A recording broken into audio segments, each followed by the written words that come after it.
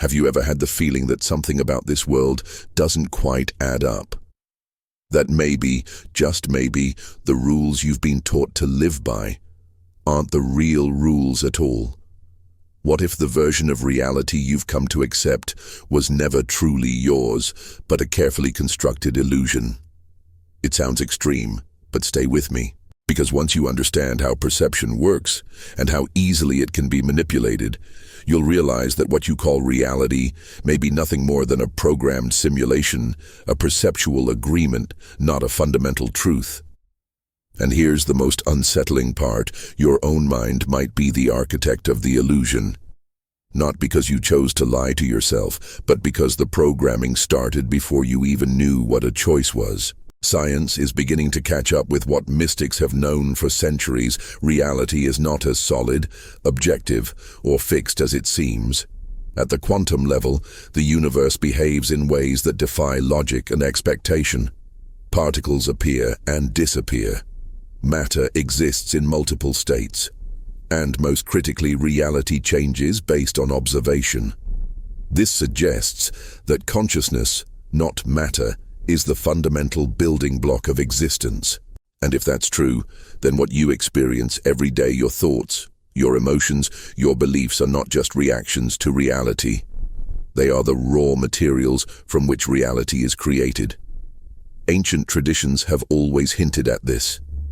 The Hermetic principle of mentalism states all is mind. Quantum physics now echoes it.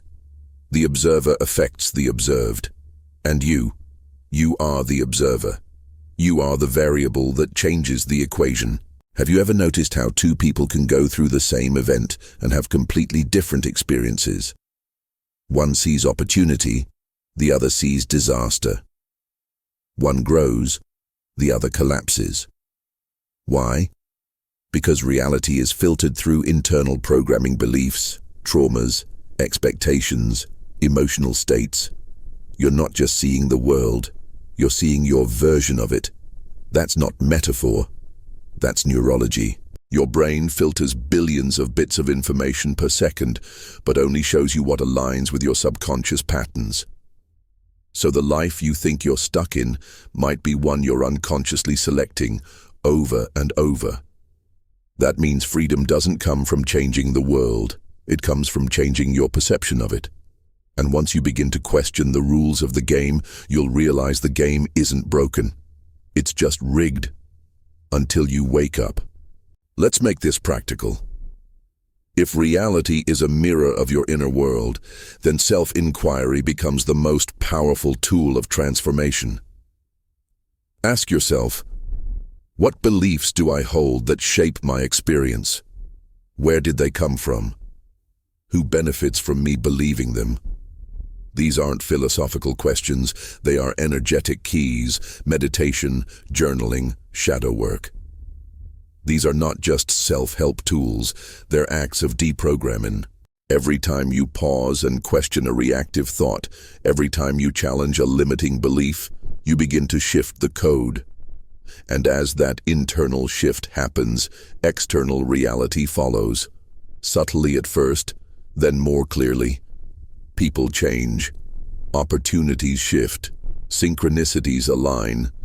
The field responds to your awareness like a living mirror. The question is, what reflection are you choosing to send? And now the real question. If your reality is a construct shaped by thought, emotion, and attention, then who have you been letting build it for you? Social norms, childhood trauma, unquestioned fear? Or have you taken the architect's seat? Because once you do, everything changes. You stop reacting and start designing. You stop obeying and start observing. This is the first step to energetic mastery, the realization that the walls around you were made of belief all along. And the moment you see them for what they are, they begin to dissolve. So I'll ask you again, what if everything you know is a lie? And what if the truth has been waiting inside you, just outside the reach of your programming this entire time? You may think you're free. But what if you've been living inside a prison so subtle, so cleverly designed, that you never even noticed the bars? A prison made not of stone or steel, but of thoughts, of emotional patterns, of silent beliefs implanted deep within your subconscious. This prison doesn't scream, it whispers. It makes you doubt your potential. It makes you fear your own power.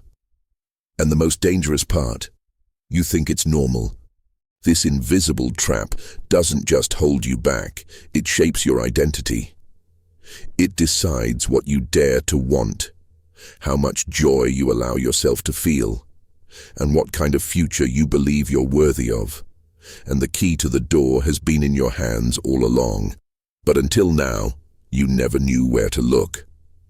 Let's be clear, the prison isn't just societal, it's energetic. From the moment you were born, you began absorbing emotional frequencies from your environment. Fear, scarcity, unworthiness, guilt, they imprint onto your subconscious like software code. By the time you're 7, your brain is already operating on a set of emotional defaults. And these defaults don't just guide your behavior, they generate your energetic field. That field then broadcasts out into the quantum universe, attracting experiences that match your frequency. The result? A loop, a closed system, a self-reinforcing energetic cage. You believe you're not good enough, so you attract situations that confirm it. You feel unsafe, so you generate more reasons to stay small. And yet, the source isn't out there. It's running inside you like background noise until you finally choose to hear it. Let me ask you something. Have you ever felt like no matter how hard you try, something invisible keeps pulling you back? Like every time you start to rise, self-doubt kicks in. Like you sabotage your own breakthroughs without knowing why. That's not weakness, that's programming. And it's not your fault, but it is your responsibility now. Think about your emotional default. Is it calm and confident, or is it anxious, reactive, guarded? That default didn't come from nowhere. It was built, layer by layer, through repetition, trauma, and inherited beliefs. But here's the empowering truth. If it was built, it can be dismantled. Once you recognize the walls, you can begin to walk through them. But the first step is seeing the prison for what it is, not punishment, but a pattern. And every pattern can be broken.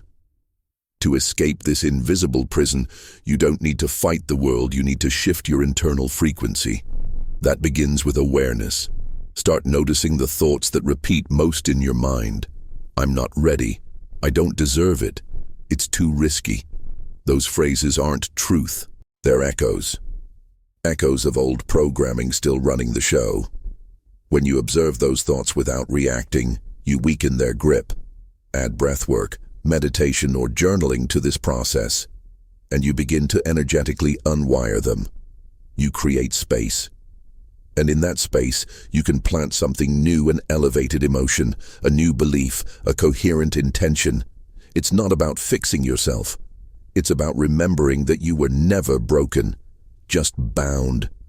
And now, with every conscious breath, you're loosening the chains. So here's your moment of truth. Will you keep living inside the emotional architecture someone else designed for you? Or will you begin to redesign it from within? The invisible prison only holds those who don't realize they're trapped. But you, now you see it, you feel it, and more importantly, you have the tools to dismantle it. The fear, the scarcity, the shame, they're not your natural state. They're frequencies you've inherited, absorbed, and unknowingly embodied. But now, you can choose differently. You can observe instead of obey, interrupt instead of repeat, realign instead of shrink. And with each conscious act, you send a signal into the quantum field. I'm not surviving anymore. I'm remembering, I'm rebuilding, I'm free. There's one experiment in the history of science that completely shattered our understanding of reality, and almost no one truly grasps what it means. It's called the double-slit experiment, and its implications are so strange, so groundbreaking, that even physicists admit they don't fully understand it. Why? because it suggests something truly radical, that your consciousness may directly affect the physical world. That what you observe doesn't just exist, it responds to being watched. Pause for a moment and let that sink in. The universe behaves differently depending on whether or not someone is looking.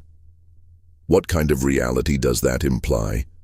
And more importantly, what kind of power does that give you? Let's simplify it. In the double-slit experiment, particles of light or matter are fired at a barrier with two slits. On the other side is a screen that detects where the particles land. When no one observes, the particles behave like waves interfering with themselves, suggesting they exist in multiple places at once. But when someone observes the experiment, the particles collapse into a single location, behaving like solid objects. The act of observation changes the outcome. This isn't science fiction, it's quantum mechanics. And it reveals something profound, that the universe doesn't fully form until it is observed. Reality is not fixed, it's in flux. And your attention, your conscious awareness, plays a role in shaping it. You might be thinking, that's cool science, but how does it affect me? Here's how. If observation influences particles, then what are your thoughts and emotions doing all day long? You're observing your reality, constantly judging it, reacting to it, feeding it with belief and energy. And every time you do, you're influencing how it shows up. Think about this. Have you ever noticed how things shift when you give them focused attention? How a problem seems to get bigger when you obsess over it? Or how opportunities multiply when you're in a state of gratitude? That's not luck or coincidence. That's alignment. The quantum field is listening not just to what you say, but to how you observe the world. Your attention is not passive, it's participatory, and it holds more influence than you were ever taught to believe. Let's make this real. If reality responds to your observation, then mastering where you place your focus becomes a form of energetic training. Most people focus on what's wrong, on fear, lack, failure, and they keep collapsing those realities into being. But you can choose differently. You can begin to observe from a new place, from elevated emotion, from intention, from inner stillness. Practices like focused meditation, visualization, and heart-based breathing aren't just relaxing, they're quantum tools. They teach your nervous system to hold attention consciously and coherently. Over time, this trains your energy field to stabilize around your chosen reality. You're no longer reacting to the world, you're informing it. This is not about control, it's about alignment. The field is responding to how you see. The key is learning to see with clarity and coherence. So here's the revelation: if simply observing particles changes their behavior, what might your thoughts and emotions be doing all the time? What kind of world are you collapsing into form through your attention, your beliefs, your daily energetic habits? Because whether you realize it or not, you're running your own experiment every moment of every day. The question is, are you observing with fear or with intention? Are you feeding chaos or coherence? The double-slit experiment didn't just rewrite physics. It exposed a hidden truth: you are not separate from reality. You're shaping it. And once you begin to observe your life differently, the universe has no choice but to respond in kind. You've been taught to believe that thoughts are just ideas, private, harmless, fleeting. But what if they're not? What if every thought you have is a wave of energy, radiating outward, interacting with the field around you, and returning to you as experience? This isn't philosophy, it's physics. Thoughts are not invisible, passive whispers. They are measurable, electromagnetic signals. And those signals don't just stay in your head, they ripple through your entire reality. In this moment, your thoughts are influencing what you see, what you attract, and how the world responds to you. And if you've been unconsciously radiating doubt, fear, or scarcity, it might explain why those very patterns keep showing up in your life. The brain produces electrical activity. That activity generates a magnetic field. Together, this creates what science calls electromagnetic brainwaves. But here's where it gets powerful. Every thought you have has a frequency, and that frequency broadcasts. Low-frequency thoughts, worry, shame, hopelessness, emit chaotic signals that distort your energetic field. High-frequency thoughts, gratitude, purpose, clarity, generate coherent patterns that align with the quantum field. That's why when you're in a negative spiral, things seem to go wrong all at once. And when you're in flow, life aligns. You're not crazy, you're electric. Your mind is not just a processor, it's a transmitter. And every time you think a thought, you're tuning yourself into a specific frequency. The universe doesn't respond to what you want. It responds to what you are radiating. Have you ever had a day where everything felt off? Where people misunderstood you, opportunities slipped through your fingers, and nothing flowed? What kind of thoughts were you feeding that morning? What was the emotion behind them? On the flip side, think about a time when you felt unshakable, when doors opened, conversations clicked, and the right people showed up. You weren't just lucky, you were aligned. You were broadcasting a different frequency, and life was responding in kind. This isn't woo-woo, it's resonance. Your thoughts generate patterns. Those patterns become your emotional state. That emotional state shapes your decisions, and those decisions sculpt your reality. This is the feedback loop of creation, and it begins with the quality of your thought waves. If your thoughts are waves, and those waves shape reality, then mental hygiene becomes spiritual discipline.